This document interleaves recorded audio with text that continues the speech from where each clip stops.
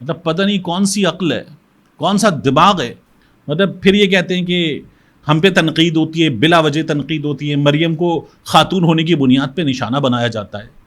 آپ کو خاتون ہونے کی بنیاد پہ نشانہ نہیں بنا رہے، آپ کی عقل پہ ماتم کر رہے ہیں. پالیسی ہوتی ہے چینل کی، باقاعدہ طور پر ایک گھٹیا پالیسی چینل کی ہوتی ہے.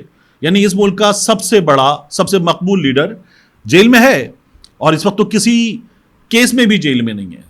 بسم اللہ الرحمن الرحیم. السلام علیکم. یہ آپ کا اپنا ڈیجیٹل پلیٹ فارم ہے. میں طارق متین ہوں. واللہ خیر الماکرین. اللہ سب سے بہتر تدبیر فرمانے والا ہے.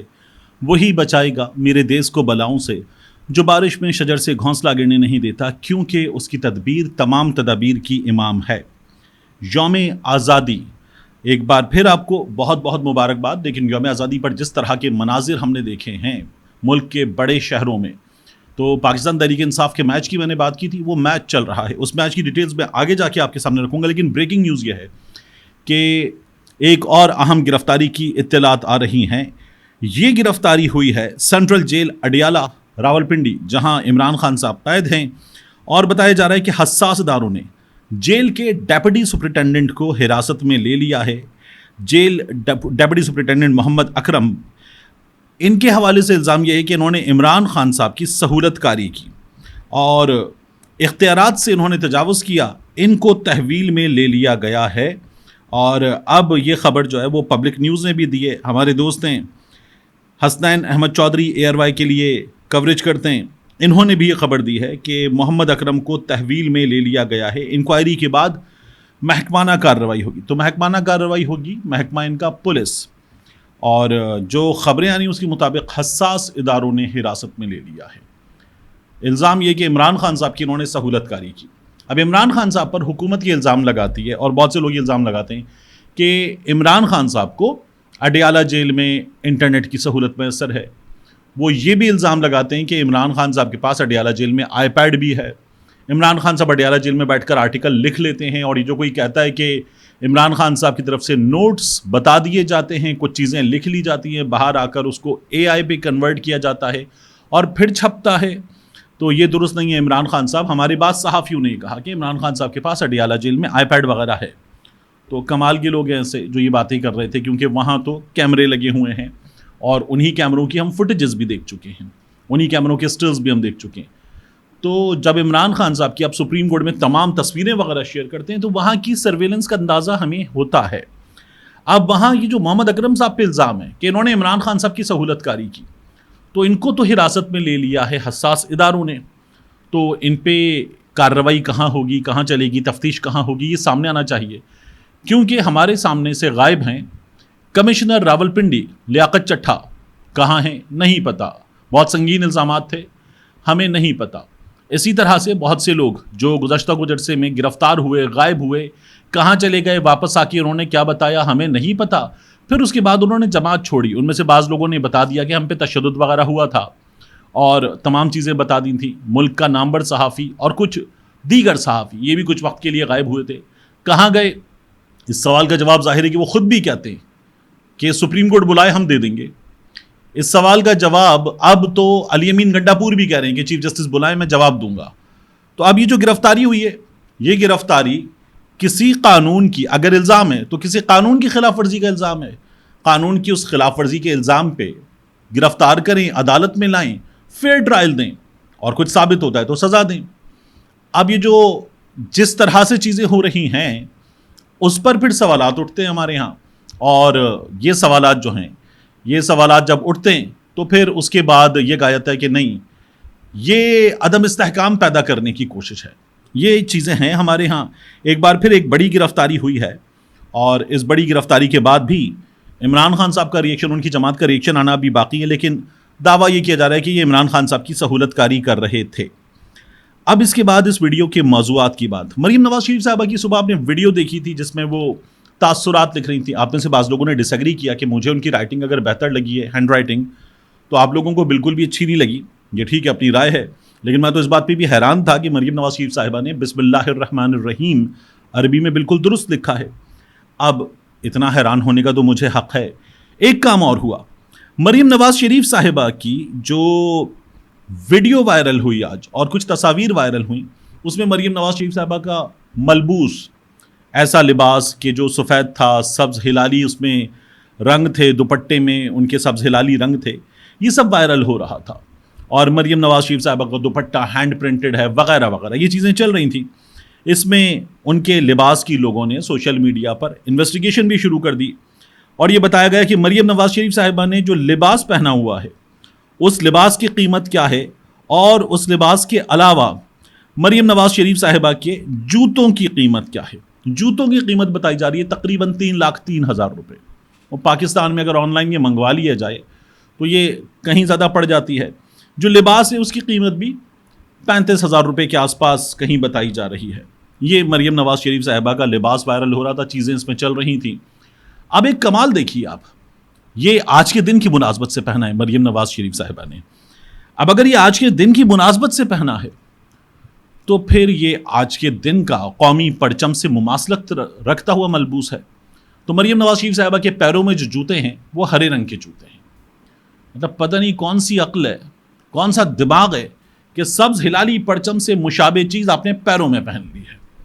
مطلب پھر یہ کہتے ہیں کہ ہم پہ تنقید ہوتی ہے، بلا وجہ تنقید ہوتی ہے، مریم کو خاتون ہونے کی بنیاد پہ نشانہ بنایا جاتا ہے. آپ کو خاتون ہونے کی بنیاد پہ نشانہ نہیں بنا رہے، آپ کی عقل پہ ماتم کر رہے ہیں. آپ نے ملبوس پہنا ہے یوم آزادی پر پرچم کی مناسبت سے، اور پرچم کا سب سے نمایاں حصہ سبز رنگ آپ نے پیروں میں پہن لیا ہے. عام دنوں میں آپ سبز جوتے 10 بار پہن چکی ہوں گی، کون دیکھتا ہے؟ لیکن جب آج آپ کے لباس کی چیز وائرل ہو رہی ہے تو پھر آپ کی عقل میں ماتم کیا جا رہا ہے کہ آپ نے یہ کیا کیا ہے. پرچم کے رنگ کے جوتے آپ نے پیروں میں پہن لیے. مطلب یہ پرچم کا رنگ آپ کے پیروں میں یہ کہاں ہوتا ہے؟ تو اس لیے یہ کہتے ہیں نا کہ مطلب اگر کسی کی نقل کرنی ہے تو اس کے لیے عقل کی ضرورت ہوتی ہے، لیکن ہے نہیں. تو اس لیے انہوں نے کسی برانڈ کا، ویسے تو یہ پہنتی ہیں کپڑے 800 روپے 600 روپے والے بقول ازما بخاری صاحبہ، تو وہ بھی ایک لطیفہ تھا. اب یہ مہنگا لباس اللہ دیتا ہے، بندہ پہن لیتا ہے، اس پہ بھی تنقید ہوتی ہے کہ اللہ نے کہا دیا، انہوں نے عوام کا لے لیا. لیکن بہرحال یہ کھاتے پیتے گھرانے کے لوگ ہیں. تو مریم نواز شریف صاحبہ کوئی اپنا ایڈوائزر بدلنے خدا کے واسطے جو آپ کو تھوڑی سی تمیز دکھائے کہ کیا کرنا ہے، کیسے کرنا ہے، آپ کو اپنے آپ کو کیری کرنے کا سلیقہ سکھا دے. ایک دوسرا، آج کے دن جو قومی اعزازات، ایوارڈز، سول ایوارڈز، ان کا اعلان ہوا ہے، اور ان میں کچھ ایسے سول ایوارڈز کا اعلان ہوا ہے کہ یہ پتہ چل رہا ہے کہ یہ جو سیٹ اپ ہے، جو کام کر رہا ہے، اور جس طرح سے انہوں نے سرکاری مشینری کا استعمال کیا ہے، اس کو پھر نوازا بھی اسی طرح سے ہے.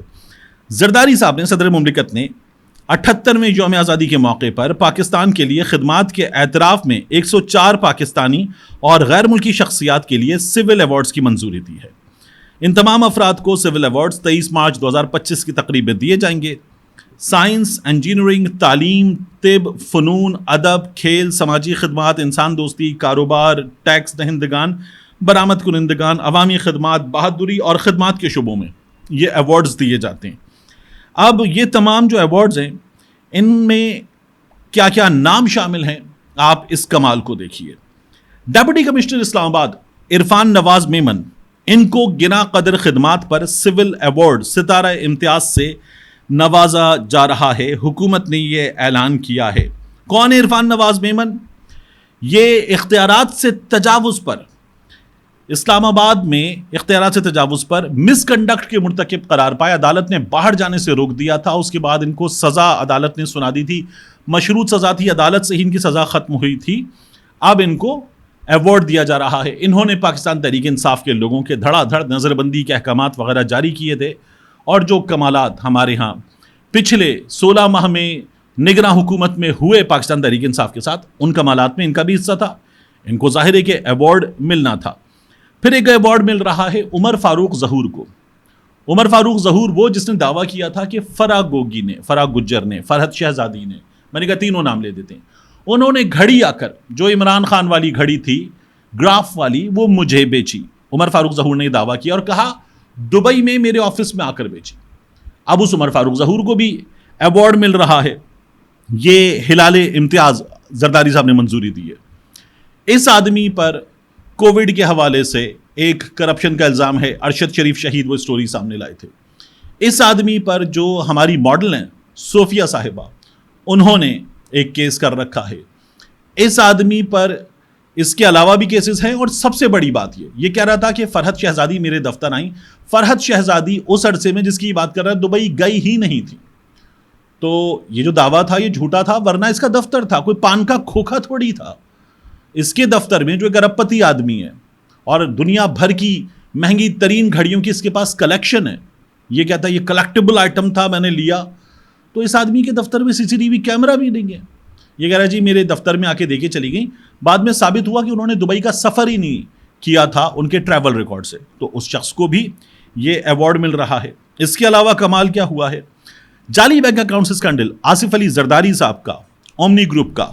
تو اومنی گروپ کے سربراہ اور شوگر ملز کے مالک منی لانڈرنگ کے حوالے سے شہرت یافتہ انور مجید، ان کو بھی پاکستان کا دوسرا بڑا سول اعزاز ہلال امتیاز، اس ہلال امتیاز سے نوازنے کا زرداری صاحب کی جانب سے اعلان کیا گیا ہے. توقیر شاہ صاحب، جب میاں نواز شریف صاحب کے سیکرٹریز کو ایوارڈ وغیرہ ملے تھے تو پھر توقیر شاہ صاحب کو کیوں نہیں ملے گا؟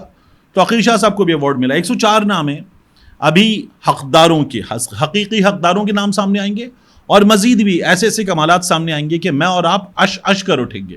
واہ واہ واہ، کیا کمال کیا ہے. ایسے ایوارڈز میرے اور آپ کے سامنے ابھی اور بھی آنا باقی ہیں، آپ دیکھیں گے. تو یہ ہمارے ہاں ہو جاتا ہے اور بڑے آرام سے ہوتا ہے، یہ سب کچھ اطمینان کے ساتھ ہوتا ہے. اس ملک میں سب چلتا ہے. اس کے بعد آخری چیز جو مجھے اس ویڈیو میں آپ کے سامنے رکھنی ہے، یہ جیو نیوز کی ویڈیو دیکھیے. جیو نیوز نے کیا کیا، ان کا رپورٹر اس پشاور میں کھڑا ہو کے بیپر دے رہا تھا، جیو نیوز کو رپورٹ کر رہا تھا.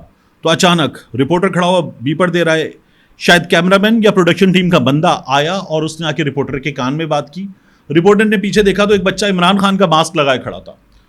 اس رپورٹر نے گھوم کے وہ عمران خان کا ماسک اس بچے کے چہرے سے اتار دیا. نوجوان تمام کے تمام مشتعل ہو گئے. انہوں نے کہا یہ نہیں ہو سکتا، ہم اپنی مرضی نہ کر سکیں، یہ کیسے ہو سکتا ہے؟ تو آپ جو ہے وہ آپ کا بائیکاٹ ہوگا. انہوں نے اس کو وہاں پر وہ رپورٹنگ نہیں کرنے دی.